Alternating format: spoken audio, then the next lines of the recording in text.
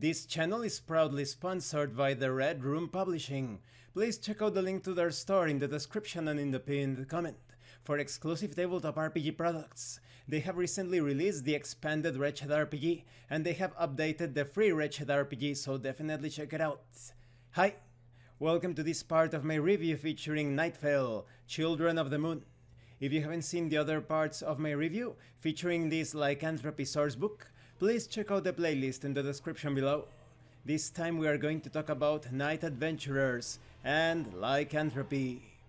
Not all werbeasts succumb to their worst instincts. Some fight their inner corruption at every moonrise and learn to make a weapon out of their burden. There are also cases of adventurers with other connections, direct or indirect with lycanthropy. They would hunt down the children of Lupercanos out of a lust for revenge, or protect civilization from their evil, or gather any kind of useful information to contain the contagion. When it comes to evil adventurers, it is possible to have a party of evil adventurers, of course, but the drama, the true strength of the lycanthropic theme, lies in resisting the urges of your bestial nature. Lycanthropy is a calamity that can directly affect the past and present life of a character or even an entire community.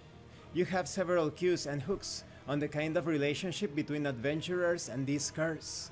The beast can turn a life upside down in many ways. Perhaps it's a case of monsters against monsters. The characters have decided to contract lycanthropy intentionally to fight fire with fire. Perhaps they are beast hunters. Maybe it's all about academic research, or perhaps it's about vengeance and redemption, just to give a few examples. You also have details on relations with society. Hardly anyone looks at lycanthropy without prejudice, and unfortunately, such distrust is justified. There are, however, examples of werbeast adventurers who have earned the trust they deserve. Now, when it comes to lycanthropies and vampires in a party, it is possible. They are, of course, able to cooperate, as long as they share the same objectives and have the same foes. You have examples when it comes to the interaction of lycanthropy with the main religious orders. For example, members of the old tradition would seem to be the most open-minded towards individuals suffering from the plague, although they more often work to prevent or cure this affliction.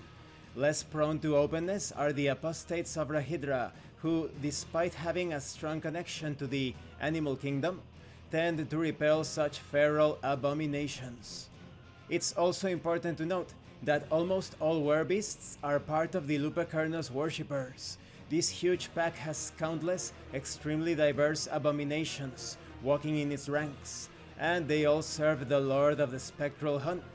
Some, however, loathe their curse, and the evil it drives them to commit and turn their backs on their divine father to find their own independent spirituality, sometimes linked to their former beliefs, or no spirituality at all.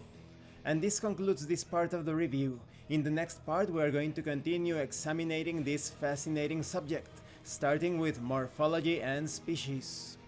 You know what would be a good idea? Having a party of only lycanthropies and vampires. There is nothing more fearsome than a pack of vampires and werewolves that have the advantages of character classes. But then again, perhaps they would experience some difficult times when it comes to interacting with particular settlements and non-player characters. Thank you for watching this part of the review. Don't forget to leave a like, a comment, and subscribe. And thank you so much to those of you that are going the extra mile to support the channel.